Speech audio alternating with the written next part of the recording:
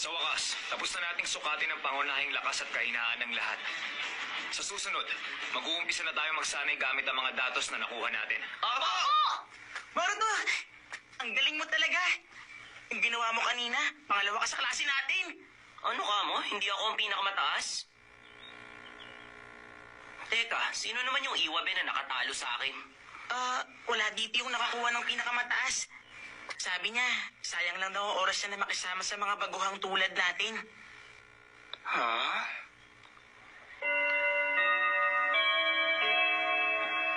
Gutom na ako. Hoy! Kayo dyan! Kakain na ba kayo? Pwede ba ako sumama? Naku! Pasensya ka na, pupunta kami sa rooftop. Sige na, bilisan nyo. Umalis na tayo kaagad. Mamaya na lang. Anong problema ng mga yun? Di bale. Tayo na lang tatlo ang kumain dito. Okay, dito. Mga istorbo. Sa ngayon, ako ang gumagamit ng kwartong ito. Sino siya? Si Iwabe. Siya yung repeater na si Iwabe. Balita ko, 2 beses na siyang bumagsak sa graduation exam. Aba, senior ka pala namin. Kumusta?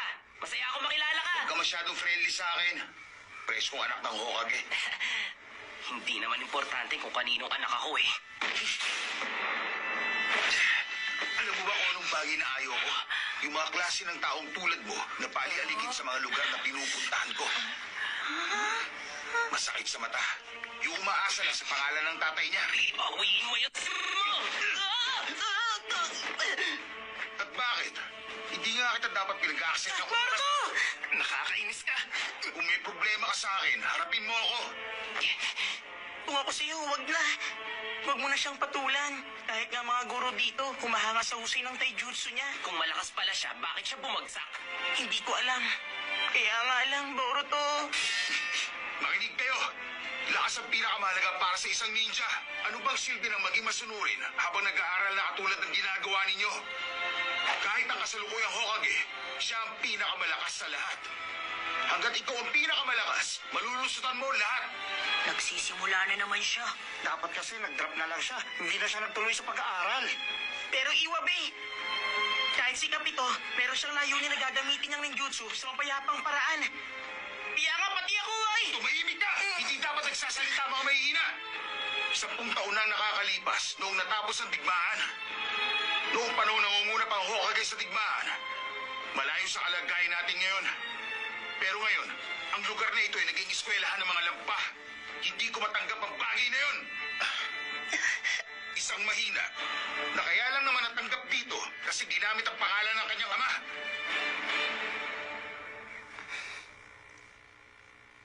Hindi niya ginagamit ang kanyang ama.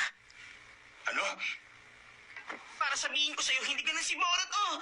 Napanood ko siya noon, kaya ginusto ko pumasok sa eskwelahan to. Wala ka naman kasing alam!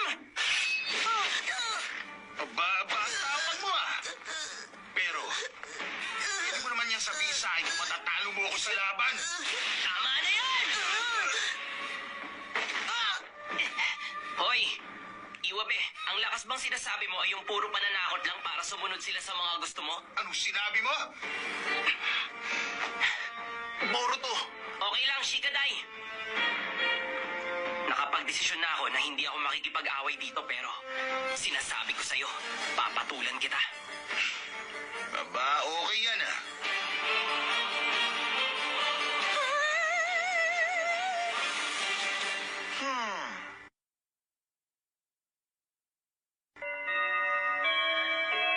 Oh, Shino! Ngayon magsisimula si Boruto, hindi ba? Oo, Nasuspend kagad siya sa unang araw pa lang. Mukhang kakaiba nga siya. hindi ko nga rin inaasahan na ako ang magiging advisor niya. Samantalahin mo na ang pagkakataon. Tama. Kaya nga magiging istrikto ako sa kanya. Gagawin ko yon kasi yun naman talaga ang trabaho ko. Paumanhin.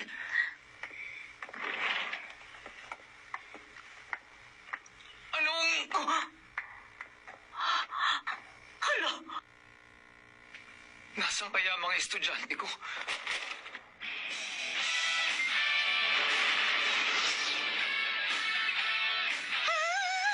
Anong gagawin natin? Paano ang klase natin?